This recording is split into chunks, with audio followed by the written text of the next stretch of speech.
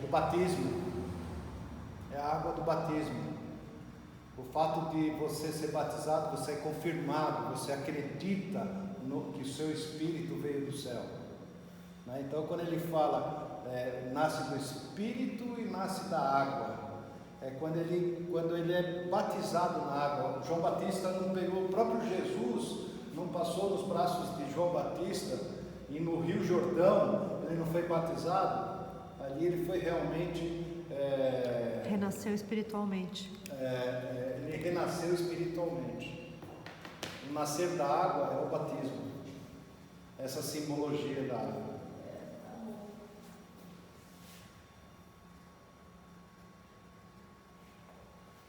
Mateus capítulo 17. Perguntaram os apóstolos a Jesus: por que dizem os escribas que Elias deveria vir antes? Elias, um profeta que estavam aguardando antes de Jesus. Estavam aguardando, o povo judeu estava aguardando Elias, a vinda do Elias. E respondeu-lhe Jesus: Elias há de vir para restabelecer todas as coisas. Elias era para chegar antes de Jesus, para preparar o povo para a chegada de Jesus, mas eu vos digo que Elias já veio e não o reconheceram, mas fizeram com ele o que quiseram. Do mesmo modo também o Filho do Homem está para sofrer da parte deles. Quem é que veio no lugar de Elias e que ninguém reconheceu? João Batista. Ninguém o reconheceu. Ele veio para preparar, ele veio para anunciar. Aliás, ele estava anunciando a vinda de Jesus Cristo. E só que ninguém acreditou nele. Qual foi o fim de João Batista? Por um simples capricho, ele foi entregue a sua cabeça numa bandeja. Por simples capricho, porque mal ele nunca fez nada a ninguém, mas era um simples capricho. E a mesma coisa ele fala: do mesmo modo também o Filho do Homem está para sofrer parte deles. Então os discípulos compreenderam que Jesus lhes tinha falado a respeito de João Batista. Isso daí, esse comentário que é feito é justamente sobre reencarnação, a vinda de Elias, no corpo de João Batista. Jesus já sabia que ele teria que vir antes para preparar. Ele vinha para preparar todo, vinha para organizar, preparar todo o ambiente para a chegada de Jesus, mas não o reconheceram. Nós vamos falar aqui sobre a finalidade da reencarnação. Existe a reencarnação, mas tem uma finalidade para isso, Enquanto a Igreja Católica, você vem para essa vida, ou você vai para o céu, ou vai para o inferno e acabou por aí, Então, que sorte tem aqueles que nascem ricos, vivem num berço esplêndido, tudo maravilhoso, e aquele pobre que nasceu, doente, paraplégico, pobre, sem estudo, Então, que justiça tem aí? Se somos todos filhos de Deus, que justiça tem isso? Tem na reencarnação. A reencarnação é que nos dá essa oportunidade. Reencarnar é voltar a viver num novo corpo físico. É uma nova oportunidade de aprendizado, como prova de amor de Deus para seus filhos. Só através da reencarnação se prova a justiça e a bondade de Deus, pois é a única explicação racional para as desigualdades sociais existentes no mundo. Então, exatamente, a reencarnação vem provar, justamente o amor de Deus com a gente. Então você pega aquele povo na África que passa fome, são filhos de Deus também. E a gente vive no Brasil, fartura, comida, alimento, a gente tem tudo aqui no Brasil, por exemplo, Vamos comparar a Etiópia com o Brasil, não é verdade? Então, se somos todos filhos de Deus, onde está a justiça divina nessa desigualdade? Está na reencarnação. Se eles estão passando por aquilo lá, tem uma provação, eles estão passando por uma prova, por uma evolução, por um aprendizado. E assim é com todos os filhos de Deus, todos. Não podemos esquecer que quando Deus cria um espírito, surgiu um espírito novo, ele é totalmente sem instrução nenhuma, sem nada, é um espírito que vai começar do zero. ele vem primitivo, ele vem aprendendo, ele vem evoluindo. Para nós aqui, vocês já pararam para pensar, a nossa evolução, que nós somos hoje como ser humano, não importa a faculdade que você fez, que eu fiz, a escola, se eu fiz ou não fiz faculdade, não, isso não importa. Mas olhem a nossa evolução mental. Nós não podemos esquecer que a gente está trazendo uma bagagem no espírito de centenas de reencarnações que a gente passou, né? A nossa pessoa, né? Nós carregamos alguma coisa do nosso espírito. Nós somos o que somos hoje em função do que o nosso espírito carrega. Tá bom? Isso que a gente tem que ficar bem, parar para pensar nisso, né? O Livro dos Espíritos e o Evangelho segundo o Espiritismo, ele é rico em assuntos sobre reencarnação. O Evangelho segundo o Espiritismo tem quase que um capítulo inteiro sobre reencarnação, é o capítulo 4 do Evangelho segundo o Espiritismo. Fala sobre a pluralidade dos mundos e depois entra na reencarnação. E no Livro dos Espíritos, né, também fala muita coisa, né, a justiça da reencarnação. Questão 171. Em que se funda o princípio da reencarnação? Na justiça de Deus e na revelação, pois incessantemente repetimos: o bom Pai deixa sempre aberta a seus filhos uma porta para o arrependimento. Não somos filhos de Deus todos os homens? Só entre os egoístas se encontra a iniquidade, o ódio implacável e os castigos sem remissão.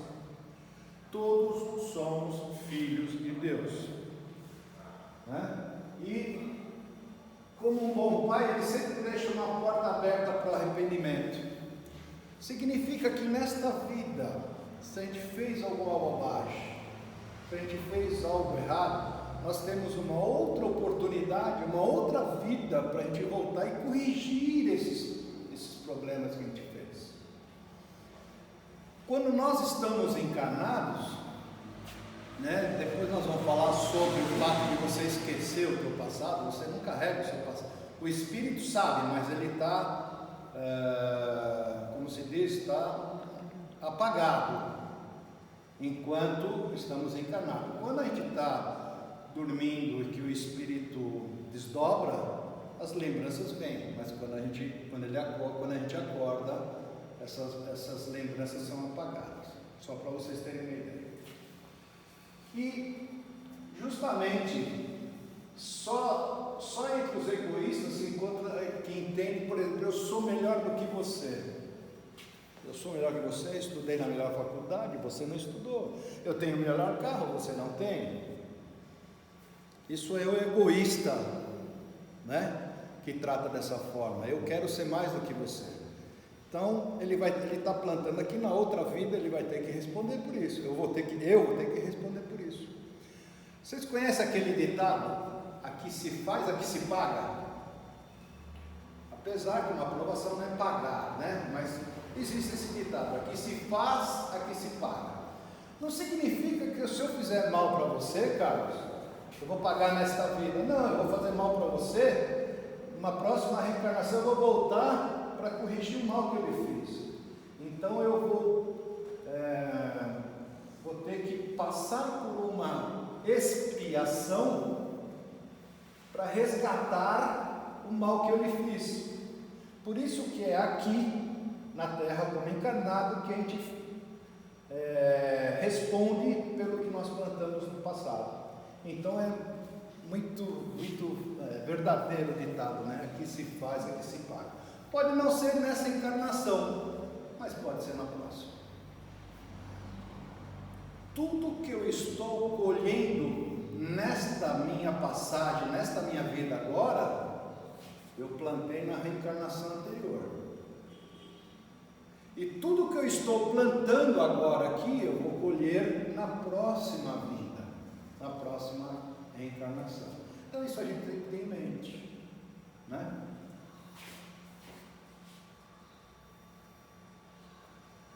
Agora vamos falar sobre a primeira referência à ideia de reencarnação, que tem no mínimo 2.000 1.600 anos.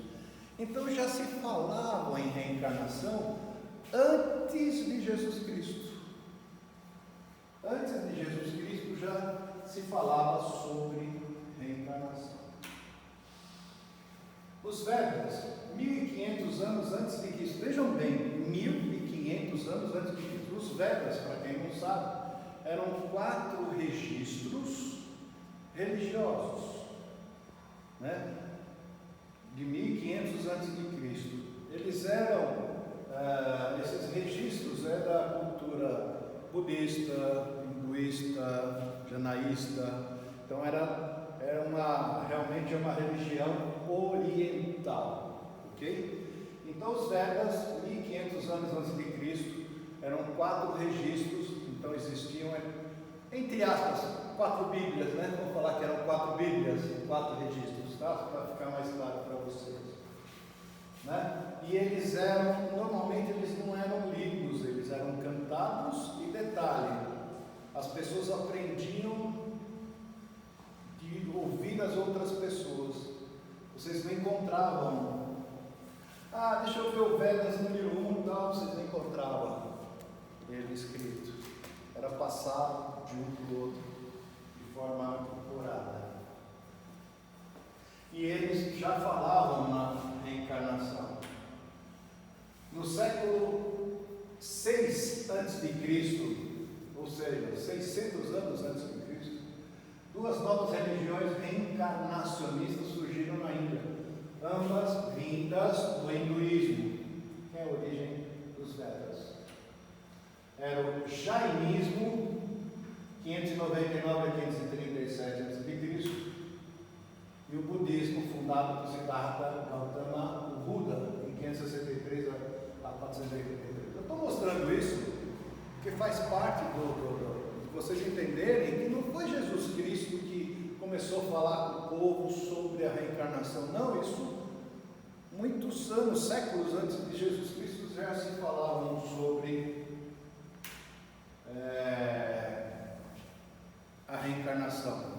Só que para os budistas, para os indianos, existia a metempsicose, né?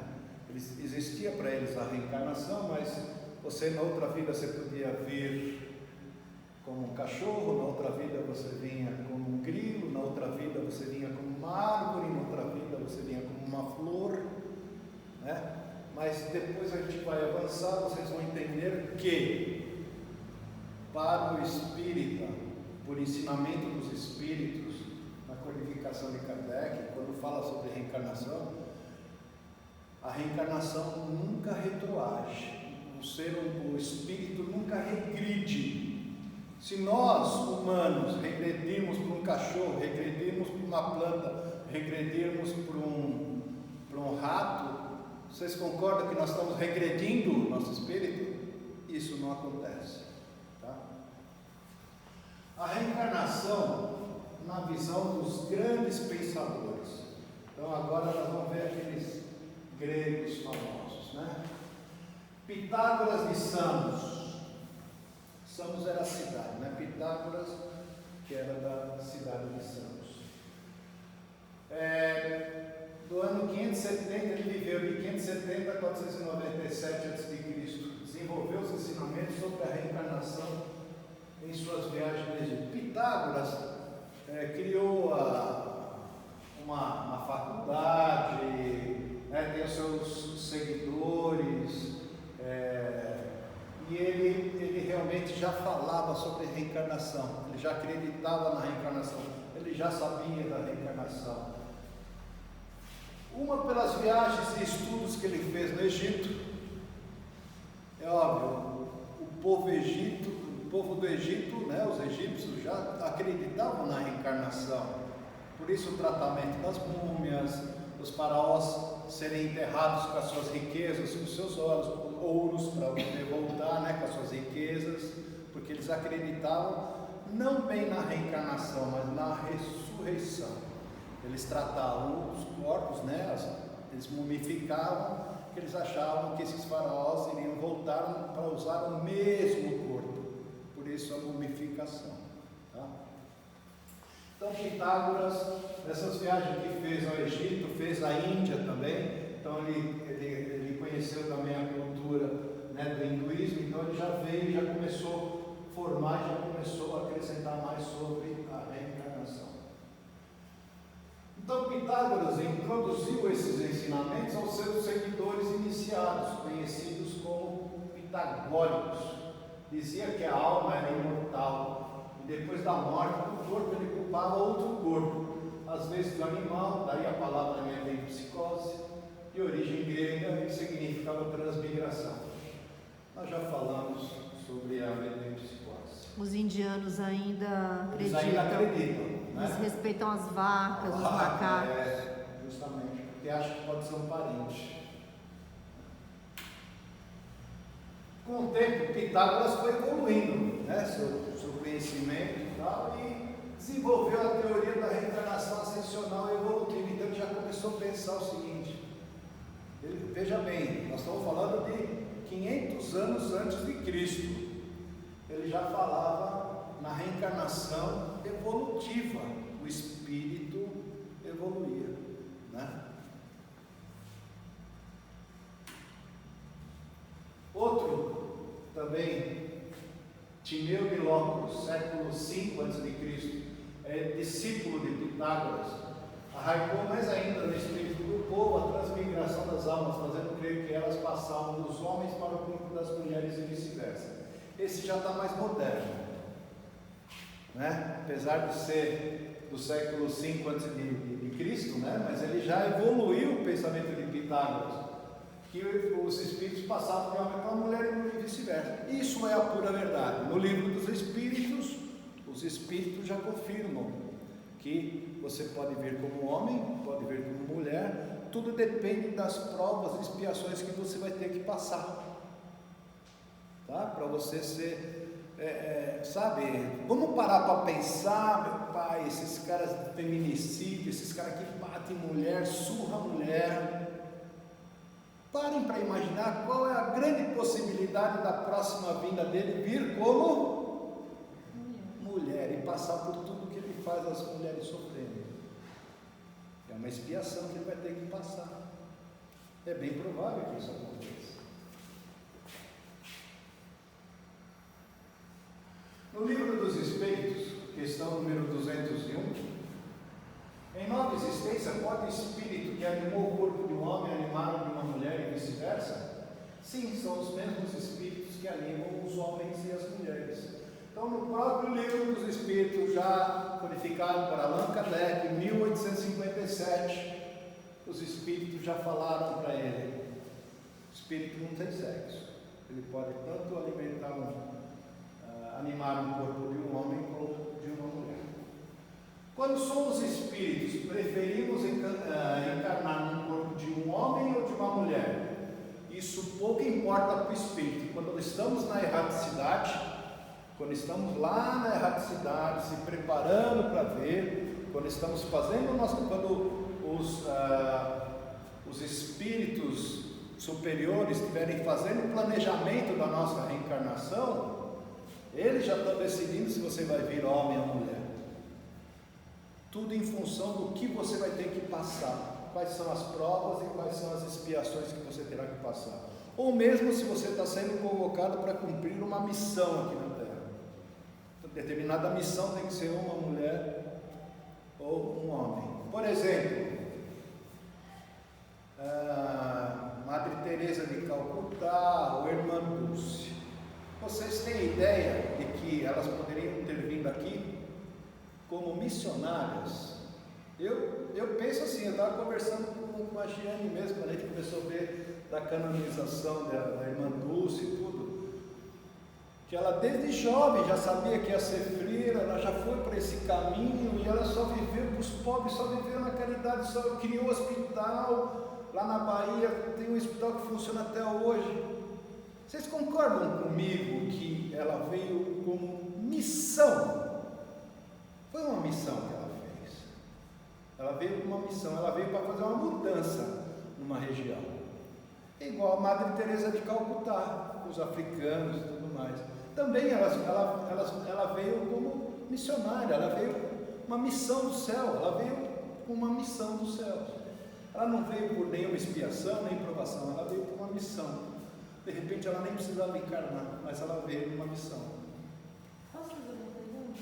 Faça. E aí, essas pessoas que são muito caridosas e geralmente eles são espíritos extremamente evoluídos já? Ou Nem não sempre, nem necessariamente? sempre. Veja bem, a partir do momento que você evolui espiritualmente, a partir do momento que você se torna um espírita de coração mesmo, a partir do momento que você lê, não está aqui, a partir do momento que você vê aquelas palavras, né, de Kardec, que sem caridade não tem salvação, em algum lugar eu li isso daí, né? Então, se você não tiver fé, amor ao próximo, caridade, abandonar o ódio, abandonar a vaidade, apagar, são os maiores males do ser humano, o ódio, a vaidade, a soberba.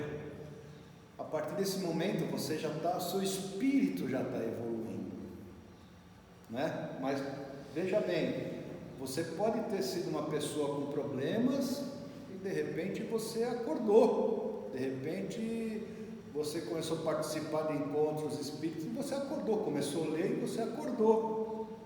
Isso muda a sua vida, isso diminui o seu tempo, isso diminui as suas provações e expiações, com absoluta certeza. Por isso que, quando nasce um novo espírito, eles são primitivos. Alguns seguem a evolução de forma em linha reta, numa ascendente só. São aquelas pessoas boas, porque ela escolheu, é o livre-arbítrio. Ninguém deu uma influência, nenhum espírito deu uma influência. É lógico, os mentores influenciam para o bem. Mas aquele que segue a linha do bem, que vai numa ascendente direta, numa linha reta do bem, em menos tempo ele vai ser um espírito evoluído, um espírito puro, vai viver num mundo feliz e mais próximo de Deus ele está. E o mesmo espírito que nasceu junto com ele pode dar voltas, pode ir por caminhos errados e demorar 3 milhões de anos a mais para chegar ao nível dele. Então a evolução dos espíritos não é igual. A minha não é igual a dele não é igual a sua não é igual a dela. Cada um tem a sua evolução, cada um tem a sua velocidade de ascensão. Não é igual. Tudo depende como você conduz a sua vida. Quais são os seus pensamentos. Não, mas acho que o que ela perguntou mesmo é que essas pessoas que vêm com missão, como Madre Teresa, se já são espíritos mais evoluídos. São. Foi essa a sua pergunta? Eu acho que você perdeu. O que eu falo é o seguinte: são espíritos que não precisariam mais vir para cá. Na verdade, ele não perde o livre-arbítrio, né? Ele é evoluído, mas não perde o livre-arbítrio. Não perde. Mas vem sim. Mas sem normalmente dúvida existem espíritos sim, já evoluídos, que não precisariam mais voltar. Mas eles recebem uma missão. De repente um espírito da alta cúpula decide, não, você precisa voltar lá para a Terra porque você vai ter uma missão. Tem uma família que está muito complicada, não consegue se resolver, e aí você vai ser inserido no meio dessa família para poder organizar essa família, entendeu? Porque um grupo de espíritos não está muito errante, ele não consegue andar, então você vai numa missão para fazer esse povo melhorar, entendeu? No nosso lar tem uma passagem, acho que é a avó da... A avó, ela não precisava mais voltar. Ela não precisaria mais voltar e ela Tanto veio... é que o filho está chorando, como é que é o nome dele? Esqueci, que é o parceiro do André Luiz. Falou, pô, mas ela não precisava voltar mais, né? Que ele fica triste, mas ela precisava para organizar a família. Então ela foi numa missão. Então é uma pessoa que não vai sofrer na Terra, ela não vai passar por expiação e provação, ela está lá numa missão. Você pensa que Madre Teresa de Calcutá, que dormia no pano, no chão, dormia em maca, você pensa que ela sofria? Nada. Ela comia pouca coisa, você pensa que ela sofria? Nada, ela não tinha sofrimento. Era essa a minha dúvida, porque essas pessoas, elas abdicam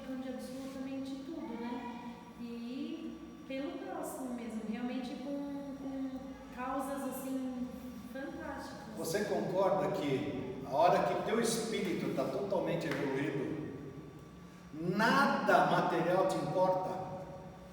Nada, absolutamente, a palavra mágica é essa. Nada de material lhe importa. Importa consciência. Para ela importava era um alimento e força para ajudar os outros. Ponto. Entendeu? Então, quanto mais você se desgarra das coisas materiais, também é uma prova de que o seu espírito está evoluindo. Se você ainda está muito apegado a coisas materiais, o seu espírito ainda está atrasado.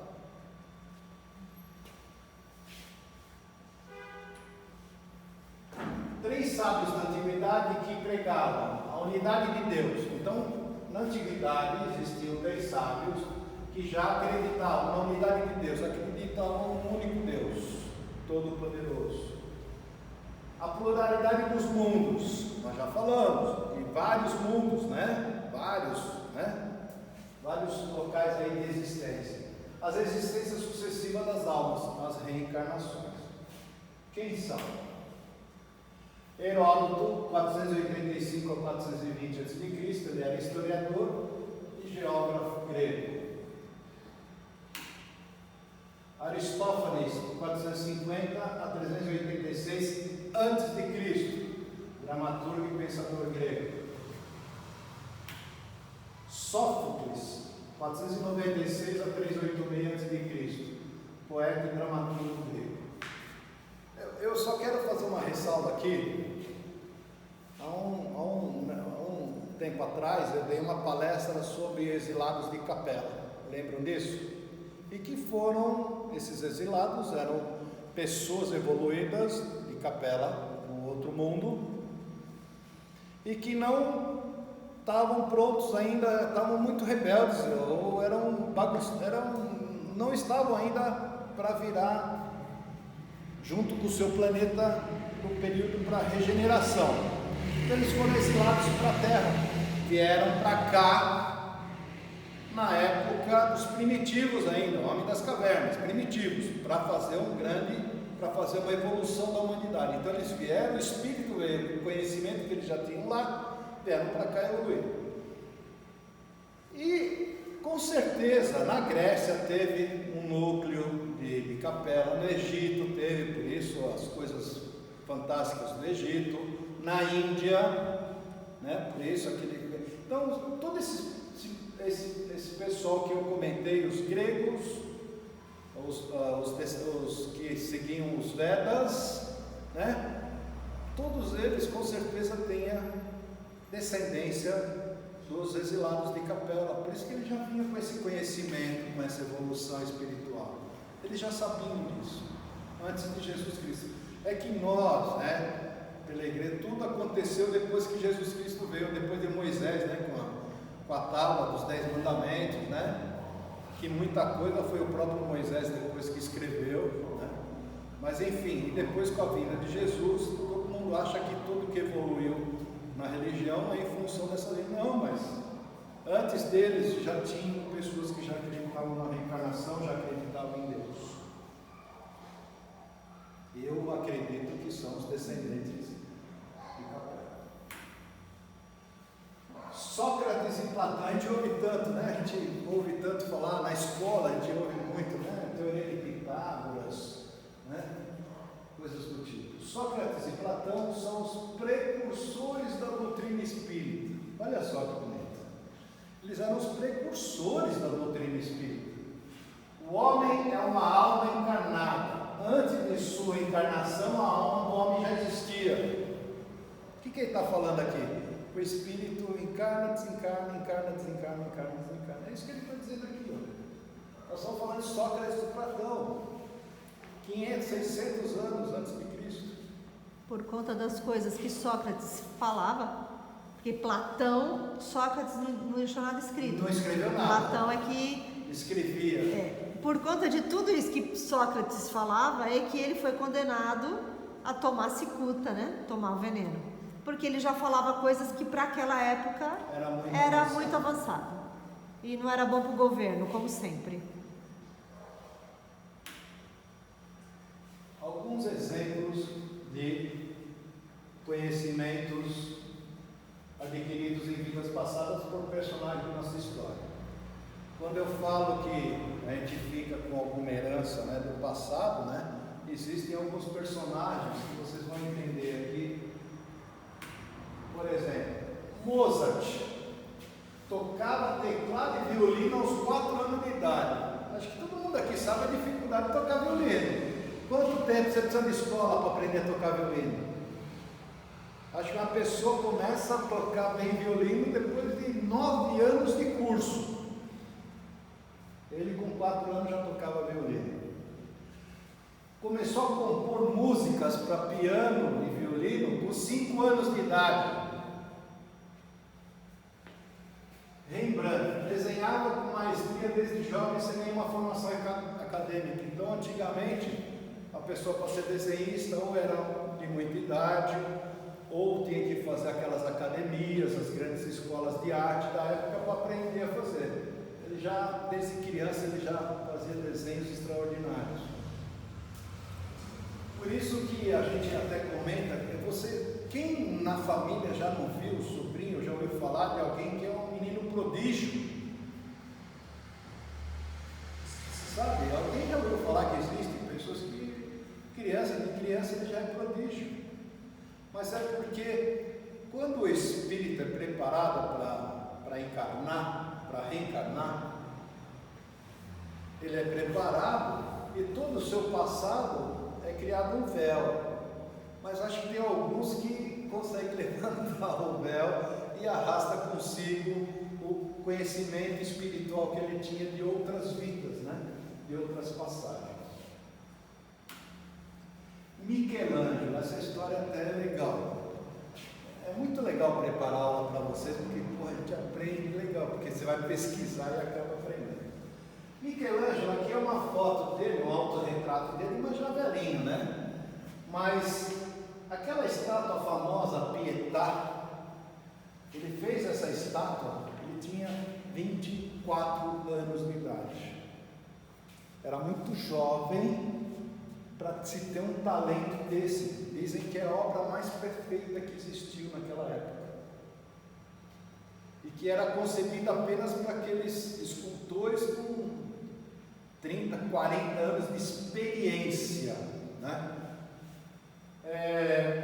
Conta a história que Michelangelo ele já fazia, desde jovem, ele já fazia suas estátuas, e aí um malandro, né, um outro cara que vendia as estátuas, tal, ensinou ele, falou, olha, para você para a gente ganhar mais dinheiro, você vai pegar essas estátuas que você faz, que são muito bem feitas, nós vamos enterrar, espera um tempo, a gente desenterra para dar um aspecto de envelhecido, e a gente pega o melhor preço. E eles fizeram esse procedimento e enganaram o bispo do Vaticano. Porque ele era muito jovem, isso? Porque ele era muito jovem, ninguém acreditava que ele fazia aquelas obras, né? Então eles conseguiram enganar um bispo do Vaticano, que viu a obra, ficou impressionado pela obra, comprou, e no fim impressionaram ele acabou confessando que foi ele que fez. Esse bispo, eu não lembro o nome dele agora, esse bispo falou, pô, mas você que fez isso? Fui eu que fiz. Pô, mas parece envelhecido, parece antigo, mas não é, fui eu que fiz. Não é possível, você é muito jovem para fazer uma estátua dela, mas fui eu que fiz. Então eu vou lhe dar uma obra para você fazer. Você vai me fazer Nossa Senhora com Jesus Cristo nos braços. Ele foi para uma pedreira de mármore Carrara, uma pedreira de Carrara, para achar um bloco. Ele levou 9 meses para achar o bloco ideal para fazer. E ele fez. O pessoal ainda, os críticos reclamaram ainda, porque para ter um filho de 33 anos, ela tem um semblante muito jovem. Mas aí tem as razões, aí só depois pegando a história para ler, tem as razões dele. Deus tem um dente a mais, um dente incisivo a mais, tem uns lances assim meio loucos sobre essa imagem. Mas só para vocês entenderem que realmente ele deve ter carregado alguma coisa de vidas passadas, tá? Para poder fazer uma obra desse tipo, sem ter uma experiência de artista. Nós já vimos a réplica. Nós vimos a réplica. É impressionante a réplica que está em Nova York, porque a original está em Está no na Itália. Vaticano, ela está dentro, a original, ela está protegida por vidros à prova de bala, porque não lembro em que ano um arquiteto canadense enlouqueceu, em poucos segundos ele entrou perto da estátua com uma marreta, quebrou ela inteira, quebrou o rosto, o braço, quebrou ela inteira, e aí eles tiveram que reconstruir a Pietà, e agora ela está fechada num bloco de vidro. Mas já emociona de ver a réplica que a gente viu, tirou foto lá em Nova York. Imagina ver a original. Não, mas é muito linda a obra, é demais, é muito linda. Agora tem uma outra coisa, né? Dizem que os cientistas não são muito, não confirmam muito isso, mas esse Dr. Ian Stevenson é um médico e professor de psiquiatria americano. Ele nasceu em 1913 e morreu em 2007, agora acho que foi 2007. Ele fez um estudo, ele era muito curioso e ele fez um estudo sobre reencarnação. E ele fez um estudo com aproximadamente 3.000 crianças. Ele tem mais de 20 livros, muitos deles são relatórios sobre essas pesquisas, sobre esse trabalho. E ele diz o seguinte, que dos 2 aos 4 anos, uma criança é capaz de falar sobre a sua vida anterior, sem precisar fazer regressão. Vocês já ouviram falar, né, que é possível, né, a gente sentar, ser hipnotizado, fazer uma regressão e a gente tentar descobrir nossas vidas passadas. Vocês já ouviram falar isso? Mas esse Dr. Ian Stevenson, ele sabe que depois de fazer experiências com 3.000 crianças, que entre os 2 e 4 anos, a grande maioria delas são capazes de falar e relatar o que elas viveram no passado. E tudo cientificamente comprovado. Aí vocês falam, pô, Humberto, mas como é que o cara vai me comprovar essa criança que teve uma vida passada? Ele pegava as histórias que essas crianças contavam e ia na cidade ou ia nos lugares pesquisar o que tinha acontecido. E pegava muita coisa, ele pegava descrito com perfeição. Uma cidade que a criança nunca teve, um local que nunca teve e num tempo passado. Então ele provava. Então esse livro que ele fez 20 casos sugestivos de reencarnação, relata depoimento de crianças sobre vidas anteriores, confirmando datas e locais desses casos. Então nesse livro ele tem 20 casos comprovados de reencarnação. E ele continuou estudando até o fim da vida. Então, só para vocês entenderem, dos 2 aos 4 anos, ele conseguia relatos das crianças de vidas passadas, sem fazer regressão.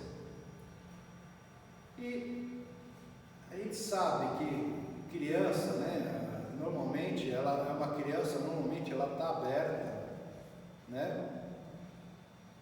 Na vida espiritual, ela está aberta, até uns 7 anos de idade, ela está totalmente aberta, né? É muito comum você ver crianças que veem coisas, essas historinhas de crianças brincando com amigos imaginários. Vocês não costumam ouvir isso? Esses amigos imaginários, o que são? Espíritos. Eles conversam, trocam ideias. Você pega uma criança, às vezes está conversando sozinha lá no canto. Com quem você está conversando? Ah, estou conversando com fulano de tal, é meu amiguinho. Ele está vendo espírito. Depois dos 7 anos, a coisa mais normal do mundo, aí o véu se fecha de vez, e aí você passa a sua evolução na sua vida. Está claro isso para vocês? Temos um brasileiro também, um engenheiro, parapsicólogo, espírito, estudioso de casos de reencarnação, Dr. Hernani Guimarães Andrade, viveu de 1913 a 2003. Deixa eu só ler aqui uma coisinha rapidinho sobre o Dr. Hernani. Ele fundou em 13 de dezembro de 1963 o Instituto Brasileiro de Pesquisas Psicobiofísicas, onde procurou demonstrar cientificamente a existência da reencarnação e fenômenos paranormais como mediunidade e obsessão espiritual. Então, em 63, ele já tinha um instituto que cuidava disso. Então, no Brasil também a gente tinha. O cara nem médico era, né? Ele era engenheiro civil, né? Trabalhou na siderúrgica no Rio de Janeiro. E depois ele veio para o interior de São Paulo, Bauru, e viveu até morrer. E ele também era um grande estudioso, era parapsicólogo espírita. Ele já também trabalhava com reencarnação. Livro dos Espíritos, questão 132. Qual o objetivo da encarnação? Só tem uma: atingir a perfeição. Não tem outro objetivo, não tem outra finalidade. Você errou, você volta para melhorar. Você sabe, se você aprender e evoluir, quanto mais rápido você evoluir, menos vezes você passa por aqui. É comum a gente ouvir pessoas, a gente ouviu ontem mesmo, né? A Luciane falou: não, tá boa a minha vida aqui, eu gosto dela aqui, eu não estou pensando em morrer. Ninguém pensa em morrer, ninguém pensa. Todo mundo quer evitar morrer, porque isso é uma lei natural, a lei da sobrevivência, a lei da vida. Isso é natural, é uma coisa inata, já vem com a gente. Isso é uma proteção que é feita no nosso corpo, justamente para você não antecipar a sua ida, para você cumprir a sua missão. Então, por isso que você luta para não morrer, você quer viver, você quer sobreviver. E nós espíritos sabemos, né, que o peso, né, da carne, do corpo, é ruim isso. Você como espírito, você flutua. Pelo pensamento eu estou em outro lugar, na velocidade do pensamento, que é mais rápido que a velocidade da luz. O corpo nos dificulta, o corpo não é agradável. Se você deixar de tomar banho, você fede. Se você não escovar os dentes, você está com um bafão de manhã. Não é verdade? O corpo é ruim, mas a gente não quer morrer. Mas é uma coisa inata, essa tua proteção. E as pessoas que se suicidam realmente precisam de muita coragem para isso. São as pessoas que depois vão passar no umbral, porque encerraram a sua vida antes do tempo, né? Então, o objetivo da encarnação é você atingir a sua perfeição, é você viver o que você tem que viver. Você fez o seu planejamento, tudo que você está passando aqui, o que você está passando, o que você está passando, o que você está passando, você escolheu, você planejou isso para a sua evolução. Você planejou isso, né? Mas tem gente que realmente não aguenta. E soma-se a isso as vicissitudes da vida, que é o cotidiano, as interferências, né? O livre-arbítrio, quando a gente faz alguma coisa não muito certa. Para uns é essa evolução, né? No quadro anterior a gente fala que ele está aqui para evoluir, né? Para uns é uma expiação, para outros provas e também pode ser uma missão. Tem ainda outra finalidade, que é a de pôr o espírito em condições de enfrentar sua parte na obra da criação. A obra da criação que Deus colocou, o Espírito colocou Jesus para administrar a terra. Jesus e seus anjos colaboradores desenvolveram a terra e preparou o ambiente para os espíritos, para criar um corpo e os espíritos incorporarem esses corpos humanos para fazer a evolução da obra da criação. A obra da criação é o seguinte: vocês concordam comigo que se Deus criasse só os espíritos para evoluir, como é que ia evoluir sem dificuldade nenhuma? Sem precisar se alimentar, né? Sem precisar envelhecer. Como que o espírito ia evoluir? O fato de a criação, a obra da criação, é o espírito tomar conta desse corpo e você ter as dificuldades, esse peso que você carrega, É obra da criação. É isso que te faz, é isso que faz o espírito evoluir. É o nosso corpo, é o nosso formato, é a forma que nós estamos agora. É isso que faz o espírito evoluir. Nós só aprendemos com as dificuldades, isso é um fato. Isso. Livro dos Espíritos, questão 68. O número das existências corpóreas é limitado ou o espírito encarna perpetuamente? Aí o espírito da verdade responde: a cada nova existência o espírito dá um passo na senda do progresso. Quando se despoja de todas as suas impurezas, não precisa mais das provas da vida corpórea. É aquilo que ele estava falando. A partir do momento que você evolui, você não precisa mais do corpo, você não precisa mais da matéria, que é uma carga, né? um trambolho isso daqui. Pois, tanto é que a palestra da Giane, já há um tempo atrás, sobre desdobramento, porque é muito sacrificante para o espírito que vive em total liberdade, de forma aérea, né? É muito liberto isso. Com o pensamento ele está do outro lado, está num outro mundo, né? Tem histórias da mãe de Chico Xavier, que ela estava numa reunião em Marte, viaja na velocidade do pensamento, que é maior que a velocidade da luz, né? Então o que acontece? O corpo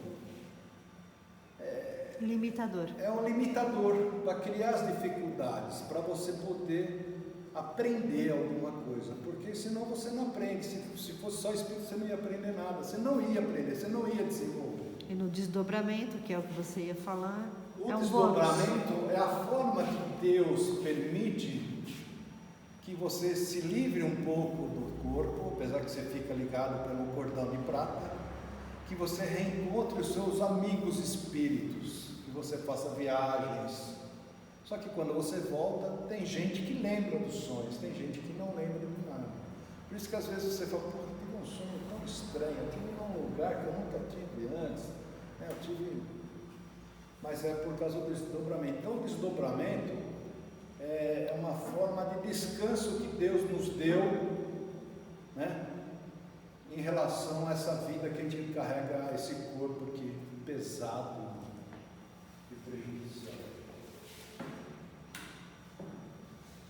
O Evangelho segundo o Espiritismo, no capítulo 4, no parágrafo 24, quais são os limites da reencarnação? A gente sabe que não tem esse limite, né?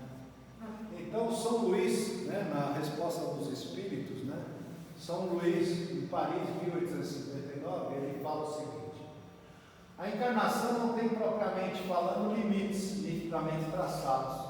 Se por isso se entende o envoltório que constitui o corpo, do espírito, do perispírito, pois a materialidade deste envoltório diminui à medida que o espírito se purifica. Ou seja, à medida que você vai evoluindo, que o seu espírito vai evoluindo, o seu perispírito vai diminuindo.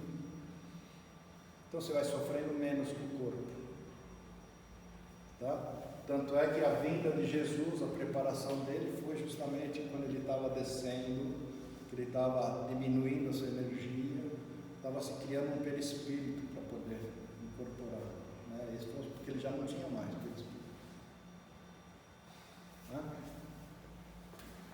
Então, não tem evolução. Lembra que eu falei sobre evolução? Tem uns que pegam uma linha reta, evolui rapidamente, e tem outros que faz curva entre ruas sem saída, né? Pegam as pedras, desvia, né? E aí ele vai ficando mais tempo aqui. Qual o tempo que separa as encarnações? Isso é uma incógnita, né? Alguns falam que são centenas de anos, outros falam que é rapidinho, né? Mas tem a tal da, como é que é, a compulsória. É a compulsória. Não há tempo definido, pois depende da necessidade do espírito em depurar-se, expandindo-se seus conhecimentos intelectuais e morais. Quanto mais endividado com a lei de Deus, menos tempo ele permanece no plano espiritual. Então vamos lá.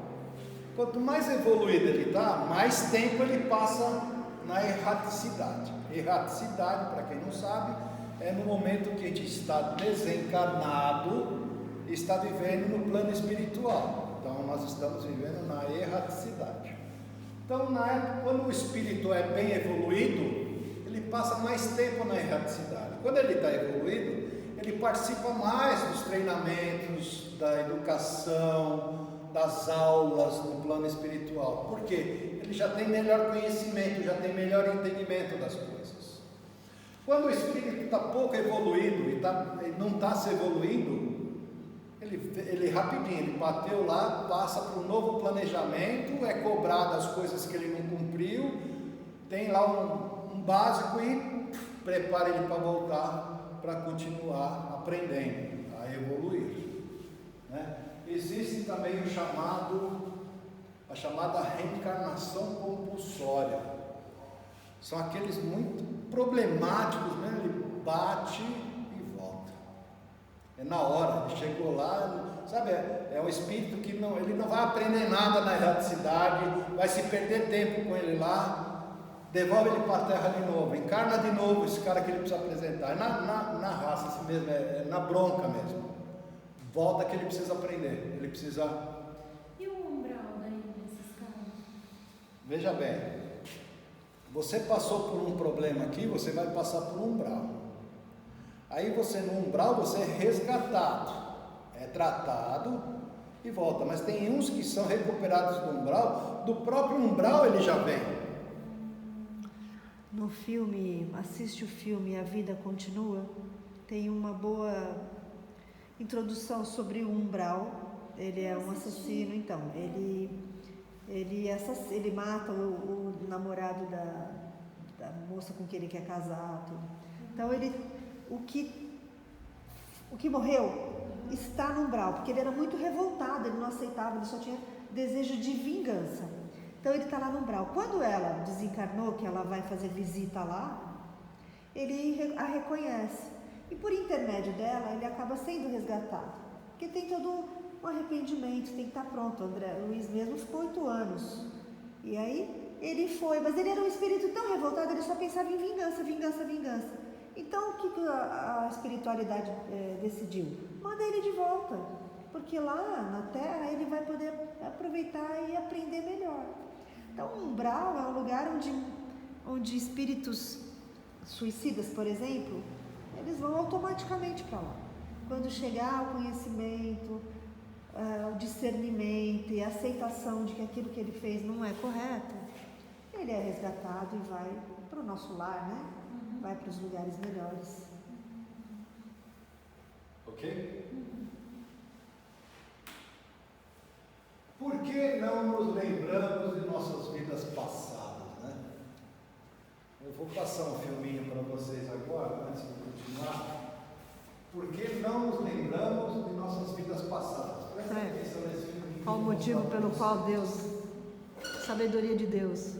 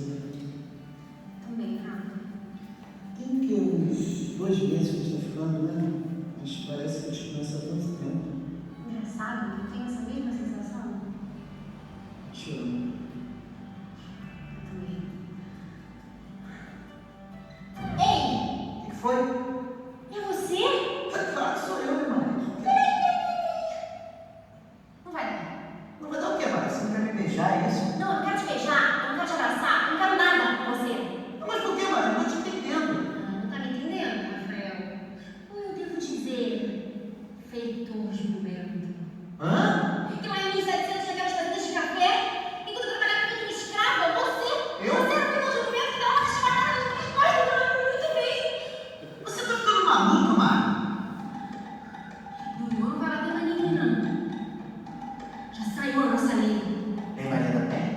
Calma, Mari, calma. Deixa eu falar com você. Olha só.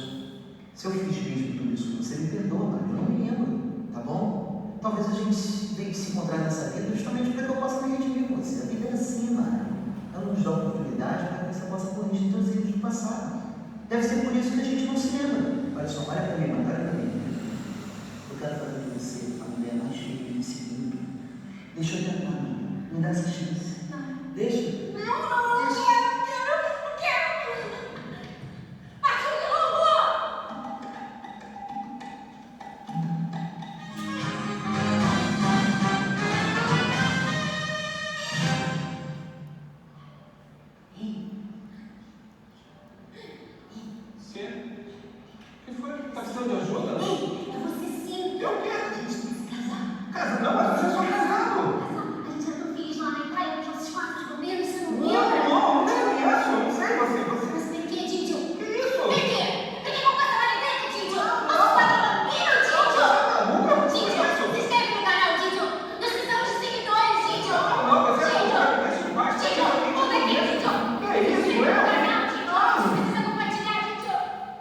Isso aí é um exemplo, realmente, por isso que a gente não pode lembrar da vida passada.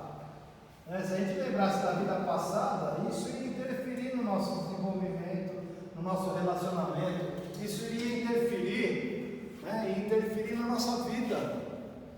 Aí foi um exemplo, o cara era feitor, ela era escrava e o cara chicoteava ela, se ela lembra.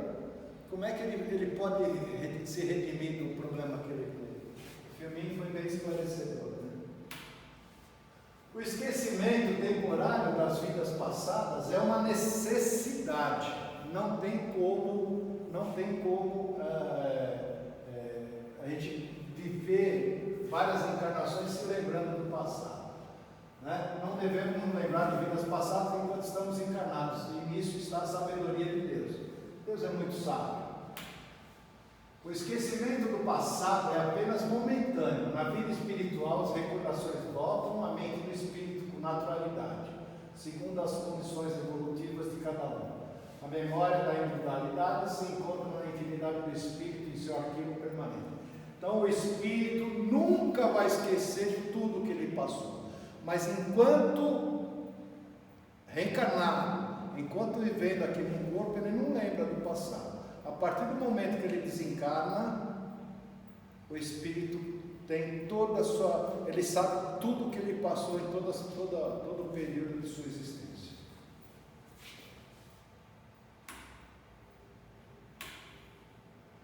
Alguns indícios de vida passadas, da reencarnação. Então, as pessoas que do nada, assim, tem medo, manias, atitudes, sem nenhuma explicação. Tem medo de algumas coisas sem nunca ter passado por aquilo, mas ela já tem aqueles medos. Isso são provas de coisas que o espírito carrega.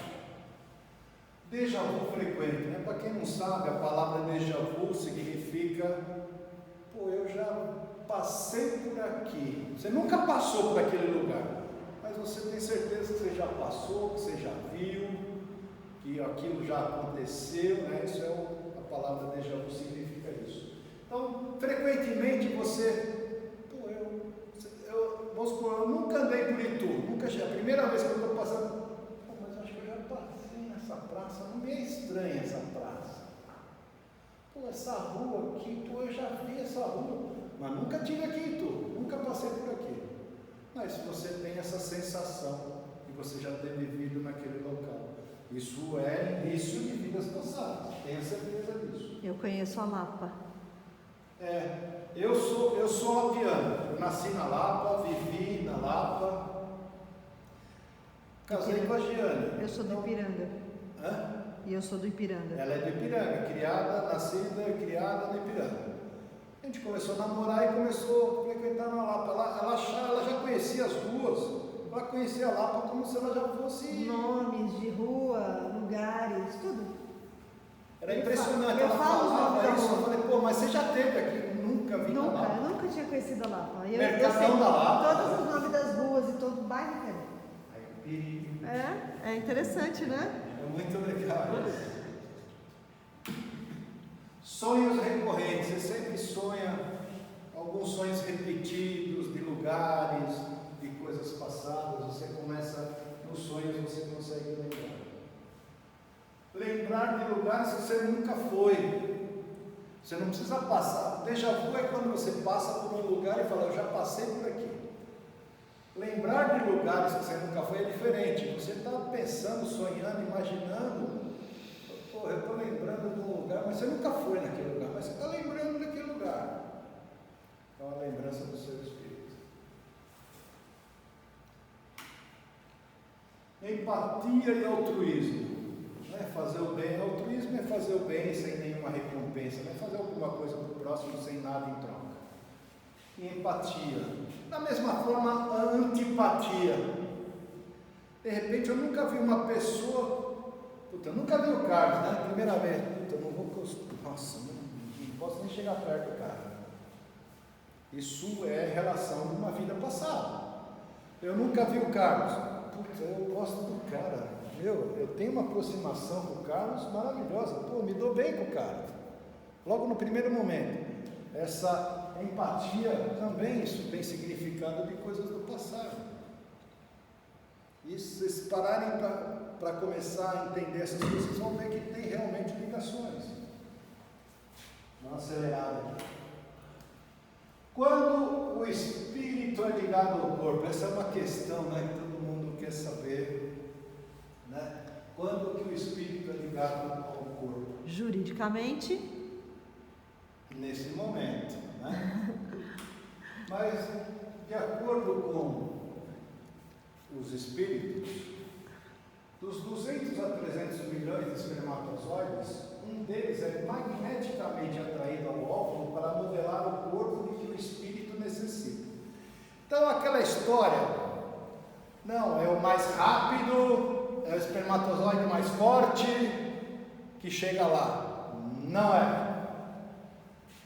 Cada espermatozoide pode dar, em união com o óvulo, pode dar uma característica diferente. Um homem, uma mulher, né? Feições, características, doenças, tudo é carregado nos cromossomos, nesses troços todos, tá certo? Só que quando existe o planejamento da sua reencarnação, já tem um carinha especial programado para você. E aí é que ele entra, e um deles é magneticamente atraído. É esse cara aqui, pode ter 300 mais rápido, forte vindo na frente, mas é esse cara que vai penetrar no óvulo. Tá?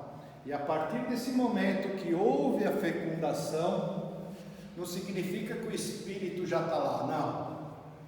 Ele já está sendo preparado, mas já tem uma ligação. Ele já está ligado com esse embrião. Tá? Ele está ligado, ele já está ligado, mas ele não está lá ainda. Ok? Por isso que falam do aborto, tudo. O fato do aborto para os espíritas é ruim, porque você fazendo o aborto, você já está cortando esse espírito de vida.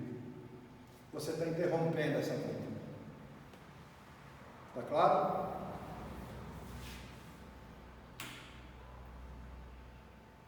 Tem um vídeo, agora é rapidinho, dona Alice, 5 minutos, a gente vai acabar ensinando agora. Tem um vídeo de Chico Xavier no programa Pinga Fogo em 1900 e não sei quando. Era TV branca e preta ainda. Mas ele já fala sobre reencarnação. É muito legal.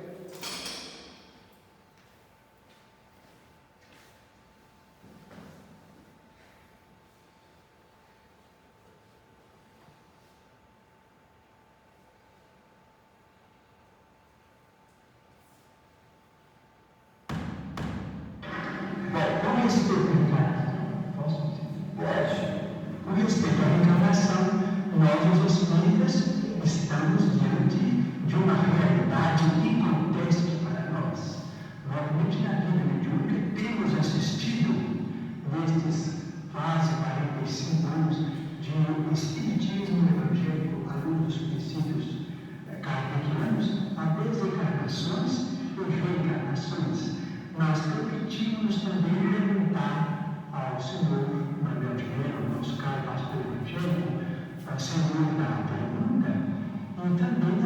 aqueles que fazem objeções contra os princípios da reencarnação, permitimos perguntar sobre o sofrimento das crianças. Por exemplo, não vamos nos referir aos adultos, porque seria alongar muito a resposta, mas vamos pensar nas crianças. Por exemplo, nós, os espíritas, muitas vezes encontramos determinados casos de suicídio, e às vezes suicídio acompanhados de homicídio, ou às vezes até de homicídio. Nós vamos encontrar esses problemas do complexo de culpa levado para além desta vida, e depois esse complexo de culpa renascido com aquele que é responsável por ele através de sofrimentos que só podemos entender através da reencarnação.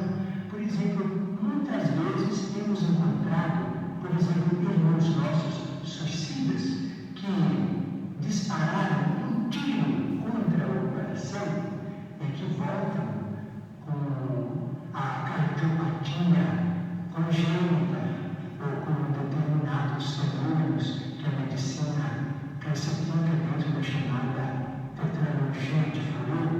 Nós vimos companheiros que quiseram morrer voluntariamente pelo enforcamento e que voltam com a paraplegia infantil, comumente chamada de enfermidade de Newton.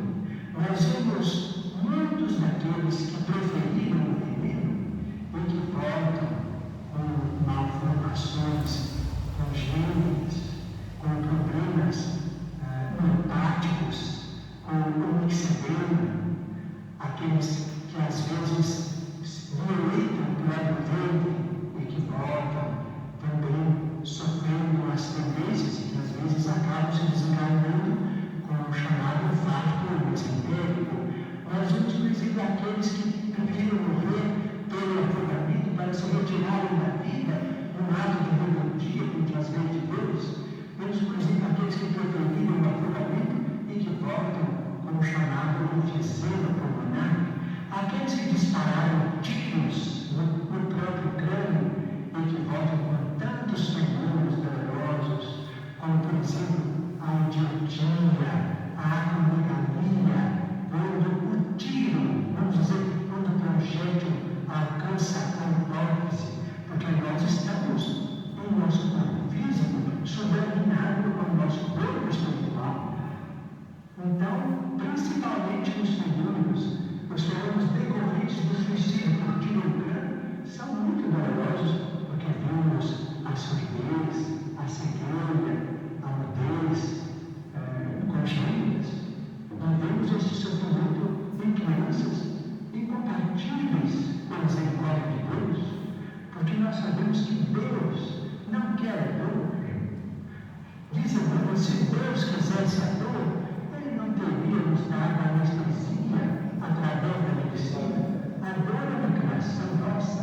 Chegamos a uma lei com determinado complexo de culpa e pedimos para voltar ao corpo, trazendo as consequências de nossos próprios atos menos felizes. Então, pedimos ao Senhor, nosso caro pastor evangélico, que tem trabalhado tanto, e por mérito nós todos reconhecemos e reverenciamos, para pensar conosco nesses problemas. Muito bem. Chico Xavier. Olha, esse programa não é do teu tempo nem do teu tempo, né? Porque era TV Branco e Preto, vocês não conheceram, nunca viram, né? TV Branco e Preto. Nem do Carlos, né, Carlos? Eu sou desse tempo, né, Val? Nós somos, né? Não, pode conseguir passou.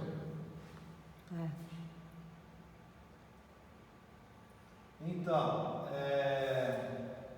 você vê que essa palestra tem tudo a ver, né? Essa palestra do Chico Xavier tem tudo a ver, né? Tem tudo a ver com o que nós estamos falando. Então, as crianças que já nascem com problemas, vocês já sabem qual é a origem disso, né? Deficiente mental, né? O cego, o que não consegue falar, o paraplégico, muito mesmo certo de que eles eram suicidas na outra encarnação. Ainda que tem a reencarnação do Sigismundo, você pode pegar. Como? A reencarnação do Sigismundo, no livro Missionário da Luz, você pode puxar pela internet. Muito bom, muito educativo, para ver como é que. Ah, tá, eu vi isso daí, tanto é que tem uma passagem que fala para ler sobre esse livro, mas é que eu não tinha tempo hábil para ler. Eu não tive tempo hábil para ler. Mas tem o capítulo 12 sobre a reencarnação de Sigismundo. No computador também você pode puxar. Sim, eu já baixei, só que não deu tempo para me preparar para trazer. E esses nomes científicos aí do Chico foram os espíritos que ensinaram para ele. Não tenha dúvida. Sabe por quê? Nesse programa Pinga Fogo eu assisti vários deles eu assisti. Tanto é que eu lembrei para minha apresentação, eu lembrei desse daí e eu fui atrás desse, que falava sobre reencarnação. Tanto é que eu cortei essa parte só da reencarnação. É um programa, são vários programas que ele fez e que os entrevistadores queriam falar com ele, né, queriam falar com Emmanuel, né? Na realidade, eles queriam entrevistar Emmanuel. E logo no primeiro programa, o pessoal perguntou: o seu mentor Emmanuel está presente? Sim, ele está aqui do meu lado. Então, no fundo, essa entrevista que fizeram com ele, fizeram com Emmanuel. Quem estava respondendo era Emmanuel. Você vê que ele escrevia muito, ele aprendeu muito pelo que ele desenvolveu. Mas olha o que ele fala, as doenças que ele fala, as coisas que ele fala, é muito prático. Ele tem uma hesitação. Não, ele fala com muita Então, convicção. uma próxima vez você pode passar a reencarnação do Sigismundo. Sim, eu vou me aperfeiçoar e eu falo sobre isso. Com certeza, dona Alice. Leon Denis era um parceiro de Allan Kardec, trabalhava com Allan Kardec, e com a morte de Allan Kardec, Leon Denis continuou o trabalho de Allan Kardec junto com Camille, né? Com Camille. Tá ali o nome dela. Não é aqui da. É ela aí. Amélie Bondé. É. Então, Leon Denis continuou o trabalho de Allan Kardec junto com a esposa e os outros amigos. As reencarnações são os degraus pelos quais o ser se eleva e progride. Não tem como você evoluir, não tem como você melhorar, não tem como você chegar a Deus se você não reencarnar e reviver novamente.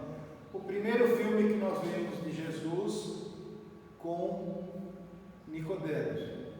Não vai ver Deus